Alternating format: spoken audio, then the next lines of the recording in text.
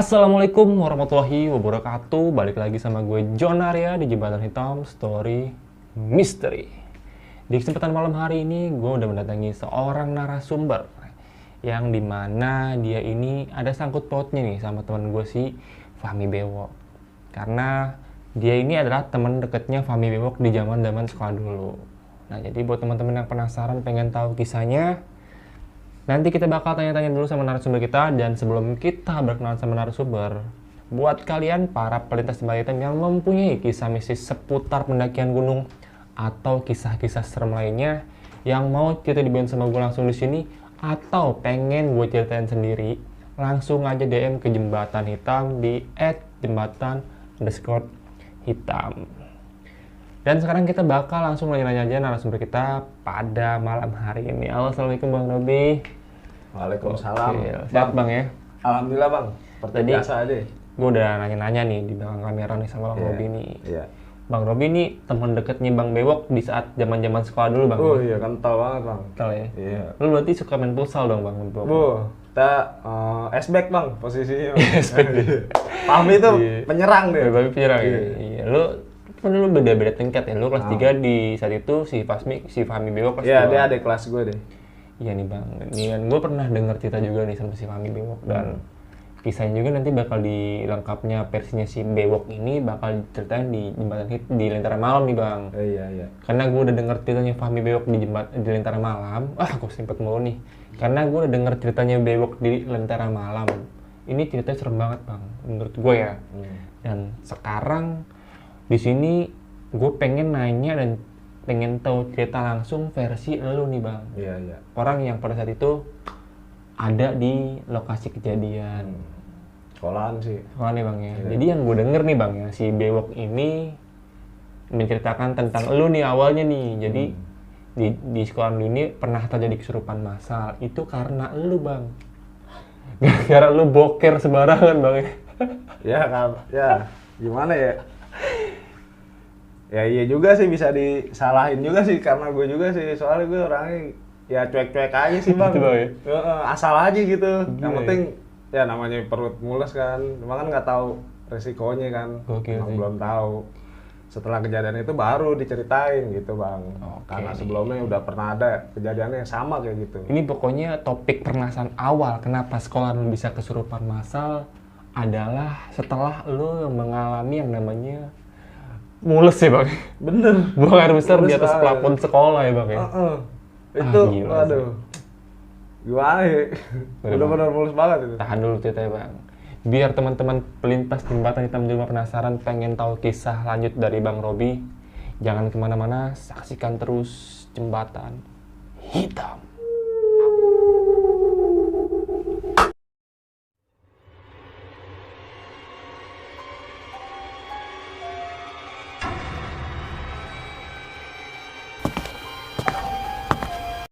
Gue mau ya sedikit cerita sih soal pengalaman pribadi gue gitu ya. Gue kan lagi pelajaran kosong nih Bang. Biasanya kan gue sama anak tuh kalau lagi pada kosong tuh pelajaran selalu naik tuh Bang ke plafon ya kan, mau ngerokok, ada yang mau main gaple segala macam di situ. Nah gue jalan dah tuh awalnya gue sendiri kan, gue lewatin kelas si Bewok, gue panggil anak-anak, ayo gitu kan. Ayo ke plafon biasa, ayo. Nah itu kalau kita orang nyebutin itu base camp Bang, base camp kita orang, base camp anak futsal pada istirahat segala macam kan. Nah di posisi itu tiba-tiba gue mules tuh Bang, gue mules, wah kan WC kan di bawah tuh Bang. Pas gue turun, ada wakil kepala sekolah, gue takut Bang. Takutnya kan namanya juga masih jam sekolah ya kan, kita di luar kelas Bang. Gue takut, gue naik lagi. Nah, pas gue turun kan ada wakil kepala sekolah tuh Bang. Akhirnya wah gue nggak mikir panjang Bang, pokoknya gue aduh udah mulus banget, udah di ujung ya Bang, rasain dah kalau udah mulus kayak gimana ya kan. Akhirnya gue naik lagi tuh Bang ke atas plafon Bang. Wah gue nggak pikir panjang, gue punya air 1,5 liter, tinggal setengah Bang itu juga. Mau nggak mau gue bawa dong, gue bawa ke plafon. Ya udah gue lampiasin di situ aja dah. Sakit perut gue Bang, yang penting lancar aja dah gitu ya kan. Gue cebok pakai air segitu ya kan. Anak-anak mah jauh posisinya sama gue Bang, anak-anak di pojok. Gue di rada-rada di tengah situ, di tengah plafon. Gue nggak tahu kenapa kan, nggak tahu dah pokoknya bang, larangan-larangannya kan. Pas besokannya sekolah, ya awalnya emang dari pagi lancar-lancar aja, kayak kita seperti biasa ya kan, belajar apa. Tahu-tahu ada yang kesurupan bang, satu orang nih. Satu orang dulu bang kesurupan. Wah, kalau satu orang kesurupan gimana sih? Wah, gue kaget bang, wah kesurupan. Gue pikir kan ya biasa aja gitu, namanya orang kesurupan kayak gimana kan. Nggak taunya bang, rame bang, hampir satu kelas kesurupan ya kan. Banyak deh pokoknya itu sih, kata yang udah tahu sih itu namanya kesurupan massal bang. Kesurupan massal ya pada lari-larian dong, kesurupannya pada keluar kelas, ada yang naik, ada yang lari-larian. Wah, nggak pegang dah yang kesurupannya bang. Nah di situ gue coba mikir aja bang, wah apa iya salah gue kemarin boker sembarangan gitu bang. Ya gue bengong juga, cuma kalau gue pikir-pikir, wah bahaya juga ya kalau berak sembarangan gitu bang. Nah gue coba tanya-tanya gitu bang sama ini. Situ kan ada kantin bang, di kantin udah lama kan bapak kantin cerita sama gue. Dulu juga pernah ada kejadian kayak gitu bang, kesurupan massal juga. Nah karena udah di situ ada dah WC bang, ada 2 WC. Ini sih cerita bapak kantin ya, cerita sama gue. Situ ada 2 WC, yang satu selalu kekunci bang, selalu kekunci. Tapi itu tangga yang arah ke situ ketutup, nggak boleh dah pokoknya, bukan buat lalu lalang gitu. Nah yang satu lagi ini masih dibuka. Nah yang ini udah bener-bener nggak boleh gitu, kayak nggak boleh. Dia dipikir kan memang udah WC rusak gitu bang. Nggak taunya di situ katanya sih angker juga. Nah di situ WC yang itu yang gue lewatin bang, yang gue langkahin lah, gitu. Oke bang, ini menyambung sama ceritanya di si Bewok ya bang, yang gue tahu. Lu kan waktu kejadian kesurupan massal kan kakak kelasnya Bewok ya, lu kelas 3, Bewok kelas 2. Berarti ini kesurupan massal ini dialami dari kelas 1, kelas 2 sampai kelas 3 itu semua mengalami kesurupan bang? Iya bang, cuma kayak sambung-sambungan gitu bang. Oh, jadi di sini kelar pindah-pindah gitu. Yang ini dulu nih, dia nih pada kesurupan, wah pada lari ya kan, wah pada teriak-teriak. Wah gue di situ posisi diem aja bang, diem aja. Cuma gue rada-rada setengah sadar gitu bang, diem aja gue, diem aja. Yang lainnya pada teriak-teriakan, pada minta tolong, cari bantuan ya kan, sama Pak Ustadz gitu. Ya gue bingung, gue mau ngelakuin apaan gitu. Gue nggak bisa apa-apa ya kan di situ.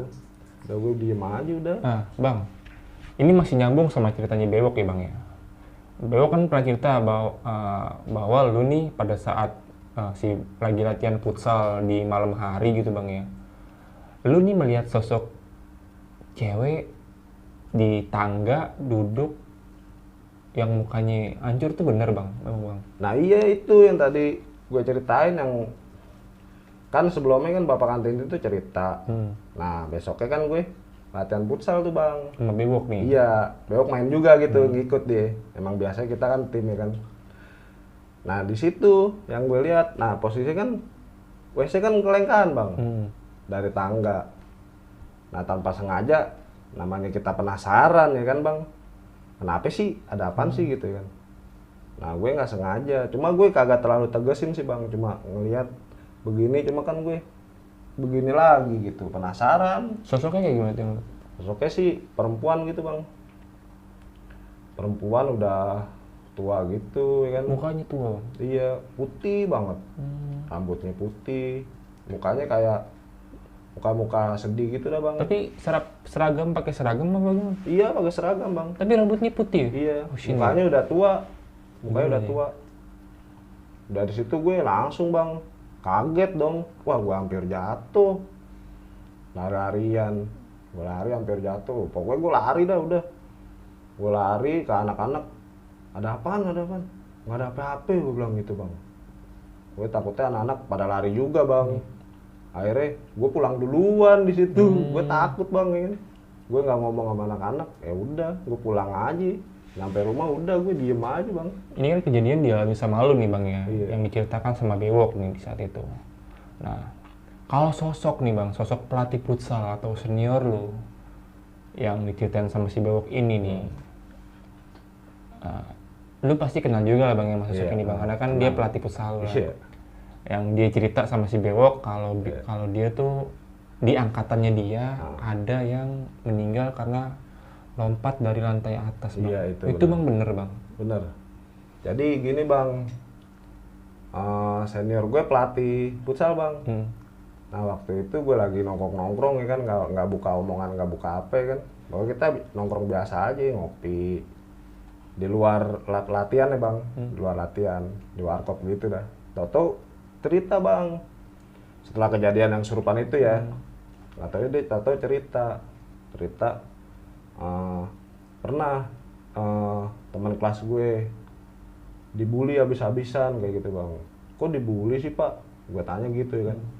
Iya karena dia miskin, selalu dibully. Pokoknya kalau ada yang hilang apa-apa nih kayak pulpen, kayak pensil apa penghapus, apalagi duit, pasti dia yang disalahin, kayak gitu.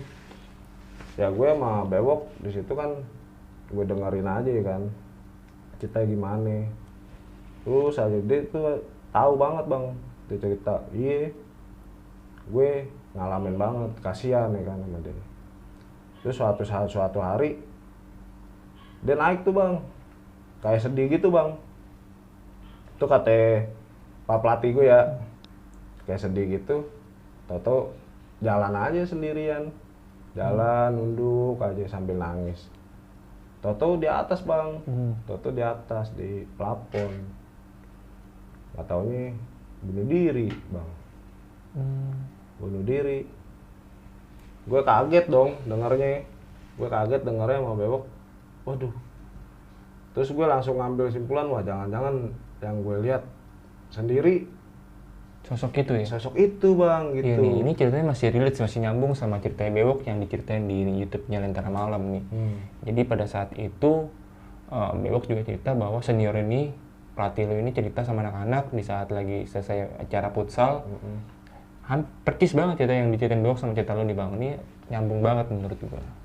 Nah bang, itu kan selesai kejadian yang terjadi masih satu angkatan sama lu, cuman beda masih tahunan lu tapi beda tingkatan sama Bewok ya? Iya, benar. Kalau versi lu sendiri nih bang, lu pernah gak sih yang namanya ngalami kejadian langsung hal-hal yang menurut lu menyeramkan di sekolah itu bang? Oh, kalau itu gue pernah gue, bener. Emang kalau menurut gue sendiri sih itu sekolah udah mulai angker aja gitu bang.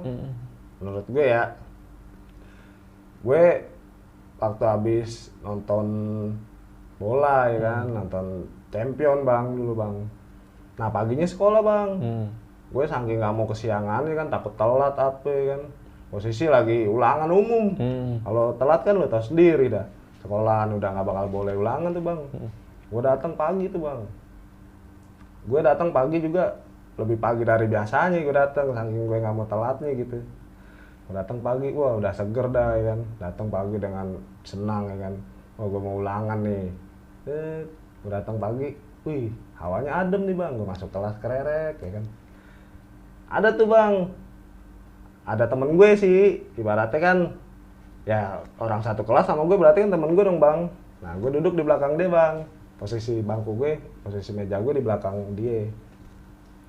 Gue tegur, ini sapi, gue bilang gitu. Gue mau negor tapi gak kelihatan bang mukanya. Ini sapi, gue bilang dari belakang. Gue bilang gitu bang. Dia diem aja. Kelas mana lu? Gue bilang, gue gak pernah dah ngeliat kayak lu gitu kan.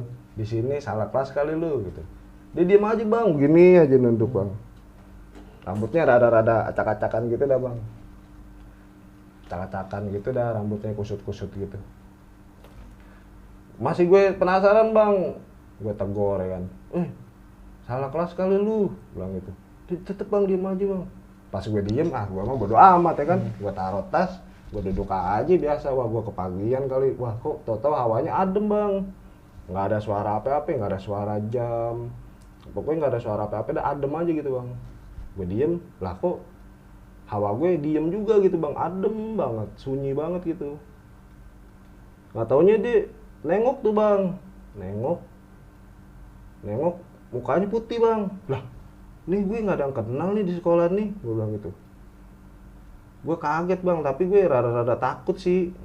Gue kaget, gue liatin, lah kok mukanya rada-rada tua bang, rada tua, putih, pucet ya kan, terang gitu mukanya.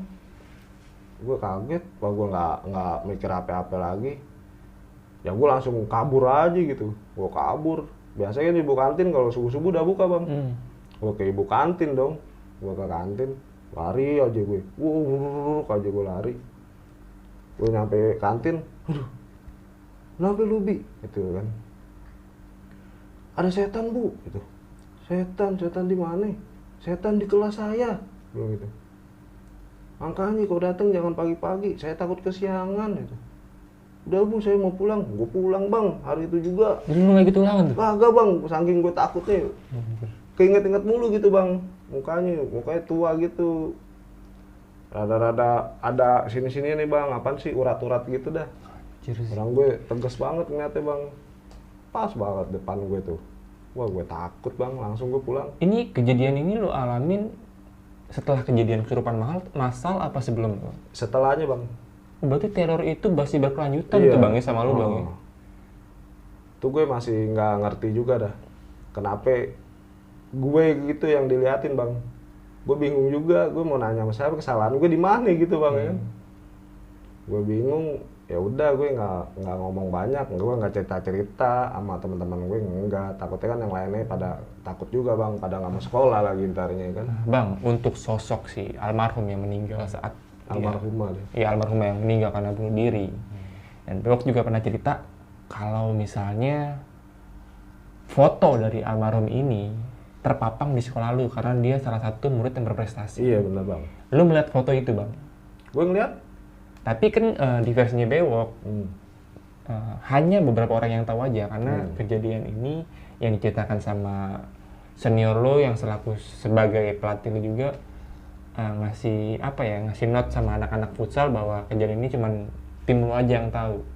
Benar. Berarti itu memang kejadian bener pure selain tim futsal lo nggak ada yang tahu bang?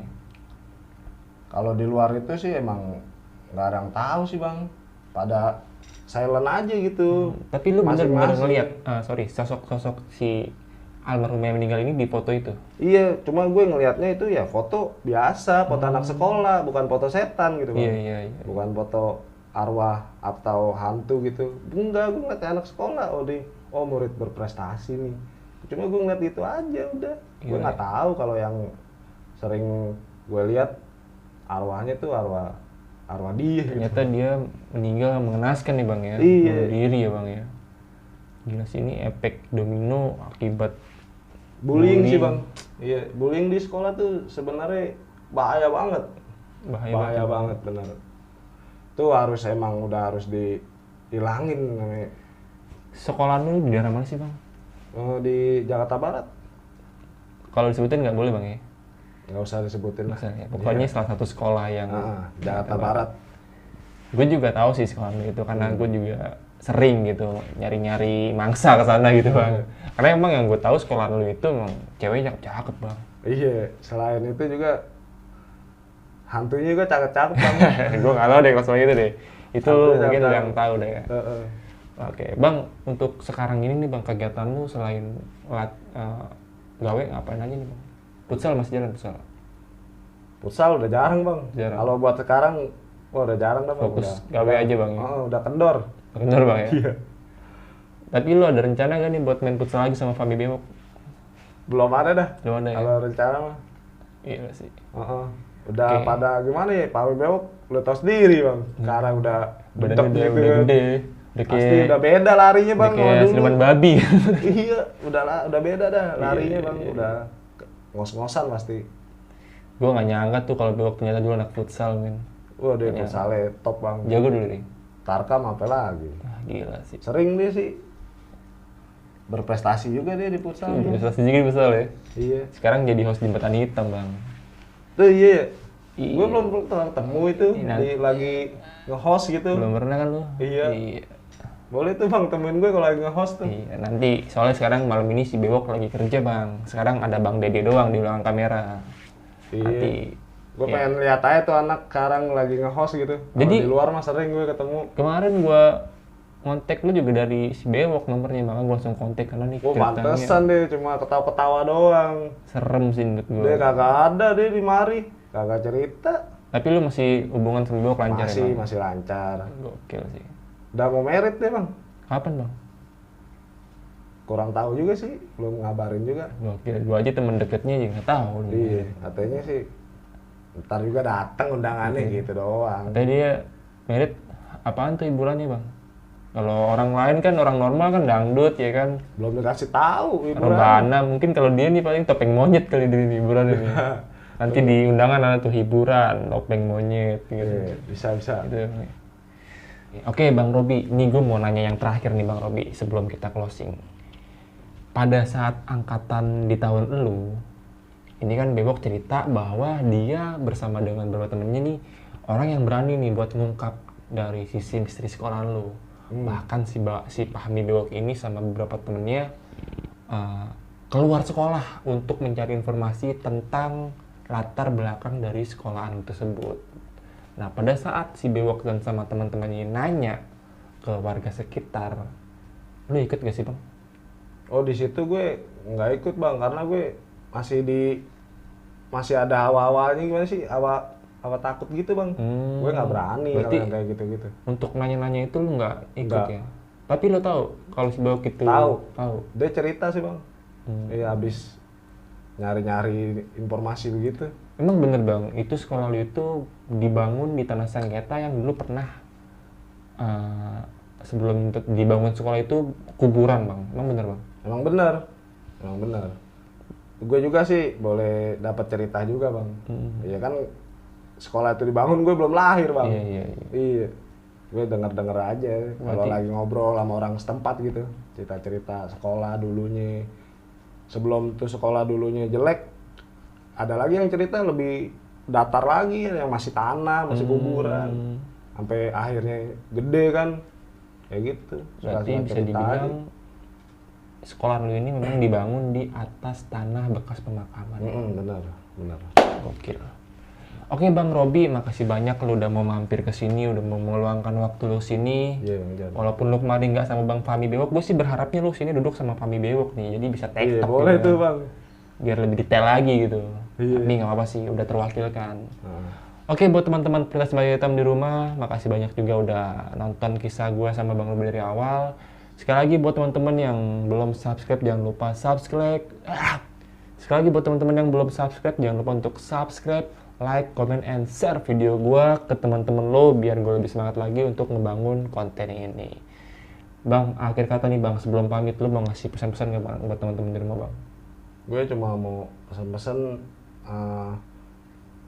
untuk kebanyakan kan nih bullying nih ada nih di sekolah nih bang, di sekolahan. Ya kalau bisa nggak usah mandang dari latar belakang lah bang. Kita kan semua sama. Sama ya Bang? Iya karena itu efeknya lebih parah bang dari yang kita kira. Awalnya bercanda kan, cuma kan yang dibecandain nerima nggak gitu. Bisa jadi frustasi pikiran, itu bahaya banget. Hati orang nggak ada yang tahu Bang Iya ya? menurut gue sih jauhin bullying dah bang. Stop bullying, apalagi di sekolahan, karena efeknya berbahaya nih, bisa menyebabkan orang itu depresi dan mengakibatkan bunuh diri ya Bang ya. Iya benar. Akhir kata gue Jonaria, Robi. jangan kemana-mana, saksikan terus kisah-kisah Jembatan Hitam selanjutnya.